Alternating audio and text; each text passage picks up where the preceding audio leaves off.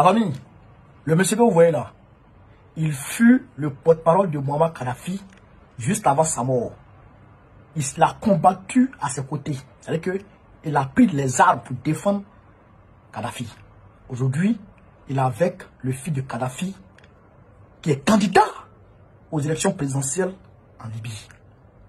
Il est en train de nous expliquer aujourd'hui le plan machiavélique des Occidentaux pour empêcher les élections, pour empêcher la tenue des élections présidentielles en Libye, pour empêcher le retour de la paix en Libye, pour empêcher la pacification de la Libye. Ce que les Occidentaux font, le plan diabolique, le plan sataniste que les Occidentaux font en Libye pour empêcher le retour de la paix en Libye, eh bien, le monsieur, il est en train d'expliquer. Camarades, écoutez avec moi cette vidéo, vous allez comprendre beaucoup de choses sur la géopolitique. On est parti. Bonjour, bienvenue dans ce nouveau numéro de l'émission Newsmaker. Aujourd'hui, notre invité est l'ancien porte-parole du gouvernement libyen, Moussa Ibrahim, qui nous parlera de sa compréhension personnelle de l'évolution de la crise libyenne et des événements qui l'ont précédé, dont il a été témoin lors des derniers jours du règne de Muammar Kadhafi. Monsieur Ibrahim, bienvenue dans les studios de RT à Moscou. La première question portera sur votre apparition dans les médias. Vous êtes une personnalité médiatique. Votre travail a été lié aux médias. Vous savez très bien à quel point il est important de rester connecté.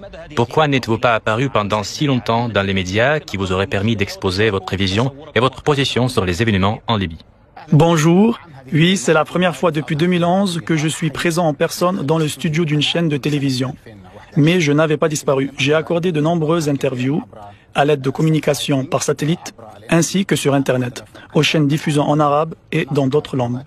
Néanmoins, comme vous le savez, j'ai été membre du régime révolutionnaire arabo-africain en Libye, qui était sérieusement en conflit avec l'Occident.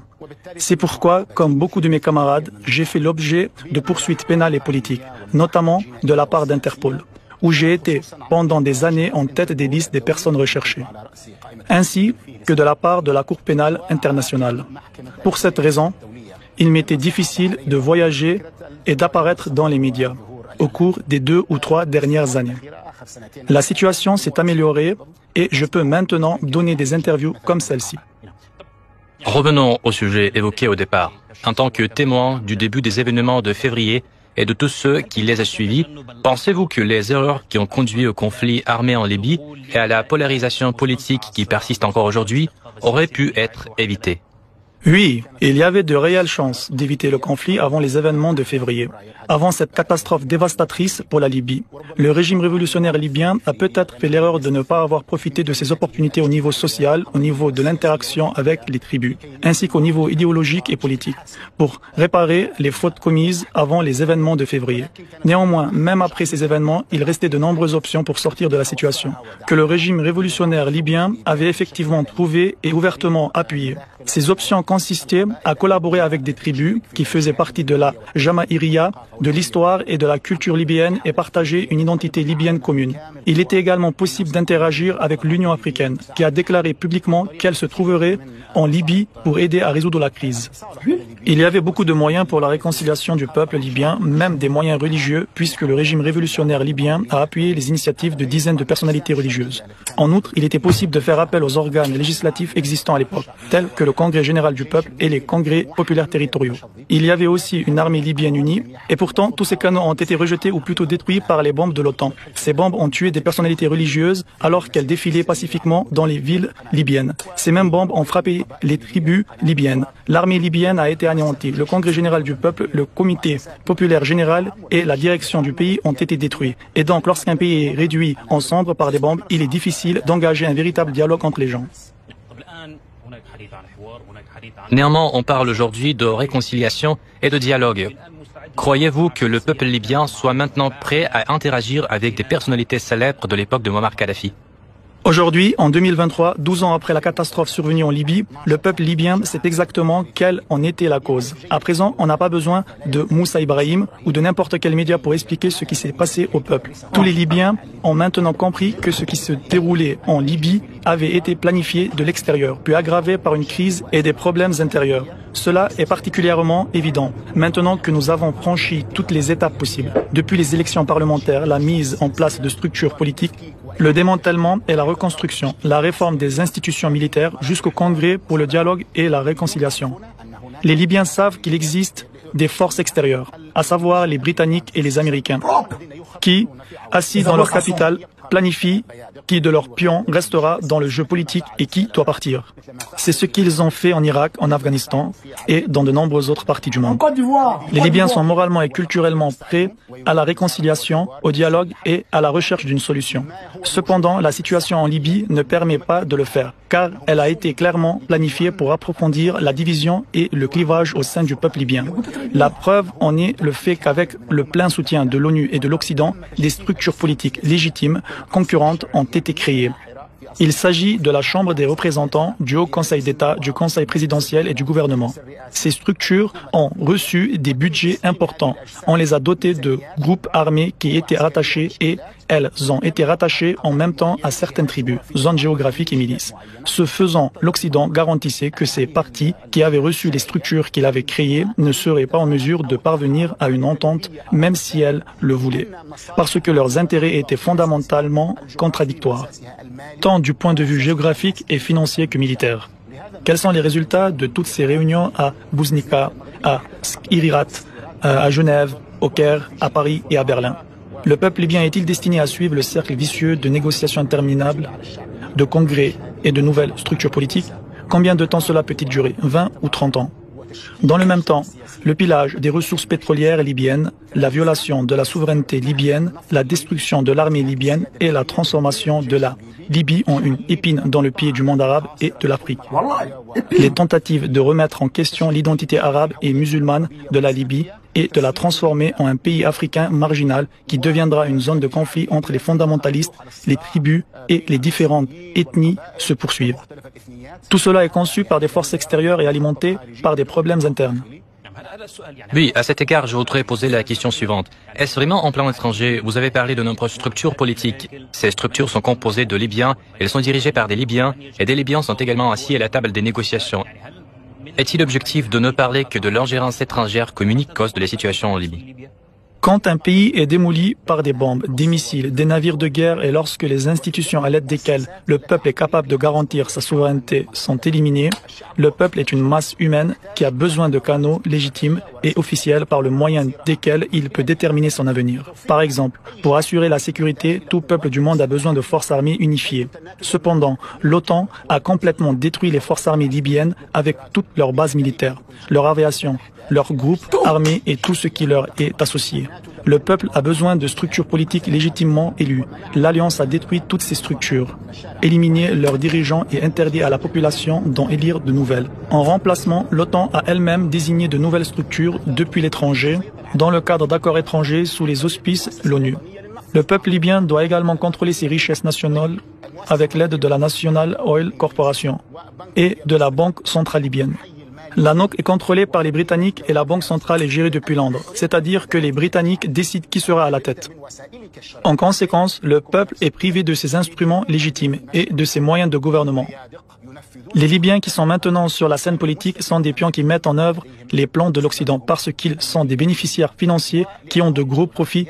L'Occident utilise la division de la société libyenne induite par l'invasion otanienne en 2011, comme en Irak où les divisions persistent encore, ou au Liban, qui est devenu un quasi-État, puisqu'il ne peut être qualifié d'État à part entière en raison des clivages existants.